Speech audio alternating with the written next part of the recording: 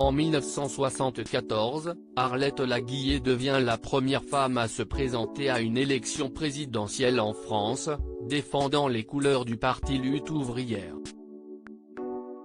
Alors que celle de 2022 approche, la femme politique de 81 ans s'est longuement exprimée sur l'état actuel de la France et ses combats de toujours dans Le Point le 18 octobre 2021.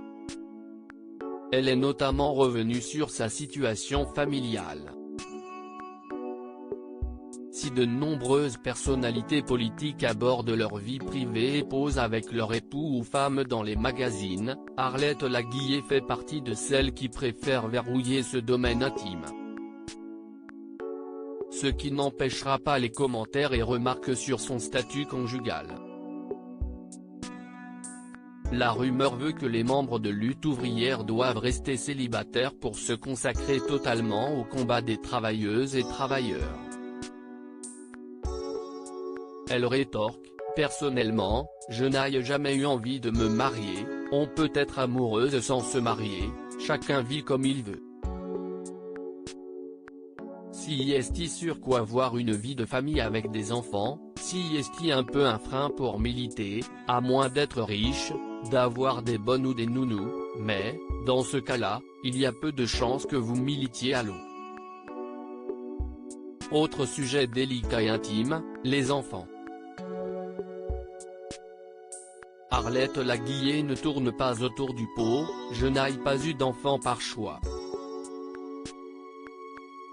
Puis, elle aborde finalement son enfance pour expliquer que cette décision a été nourrie par son passé. « J'avais un peu élevé mes frangins et suppléé ma mère qui était souffrante, je sais ce que c'est que d'élever des enfants, je sais le temps que ça prend, les préoccupations que ça crée, j'ai choisi en connaissance de cause de mener ma vie autrement. » Se décrivant comme pas assez courageuse pour élever des enfants et militer pour l'eau, elle finira par souligner que d'autres passionnés, comme les scientifiques, ne sont pas montrés du doigt quand ils ne veulent pas fonder une famille, pour se consacrer pleinement à leur métier.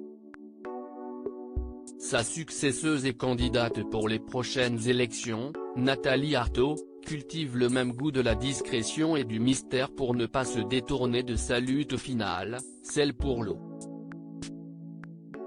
Ses propos rappellent furieusement ceux de son aînée, elle vit en concubinage en Seine-Saint-Denis, n'a pas d'enfant et affirmait l'assumer totalement en précisant que c'était un choix personnel au cours d'une émission de radio en 2017 relayée par France Bleu Île-de-France.